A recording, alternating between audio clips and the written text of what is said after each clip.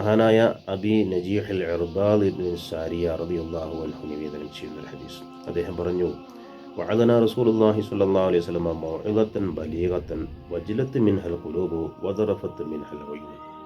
ഒരിക്കൽ നബി സല്ലല്ലാഹു അലൈഹി വസല്ലം തങ്ങൾ ഞങ്ങളോട് ഉപദേശിച്ചു, വഅദ് പറഞ്ഞു തന്നു.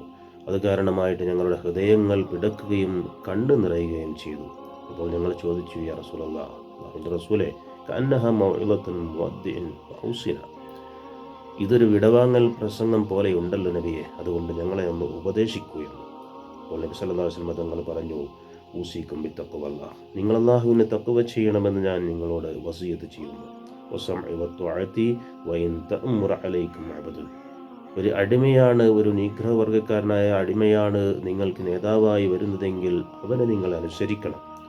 വഇന്നഹു മൻ യഅ്ശു മിൻകും ഫസയറ ഇഖ്തിലാഫൻ കസീറ, നിങ്ങൾക്കിടയിൽ ജീവിക്കുന്ന ചിലരിൽ നിന്ന് ധാരാളം അഭിപ്രായ വ്യത്യാസങ്ങൾ വരാൻ സാധ്യതയുണ്ട്. ആ സമയത്ത് ഫഅലൈക്കും ബിസുന്നത്തി, എൻ്റെ ചര്യ നിങ്ങൾ മുറുകെ പിടിക്കണം. വസുന്നത്തിൽ ഖുലഫാഇർ റാഷിദീനുൽ മഹ്ദിയീൻ, സന്മാർഗികളായ ഖുലഫാഉർ റാഷിദീങ്ങളുടെ ചര്യയും നിങ്ങൾ മുറുകെ പിടിക്കുക, അതനുസരിച്ച് ജീവിക്കുക. അദ്ദു അലൈഹാ ബിൻ നവാജിദ്, അണപ്പല്ല് കൊണ്ട് നിങ്ങളത് കടിച്ചു പിടിക്കണമെന്ന്.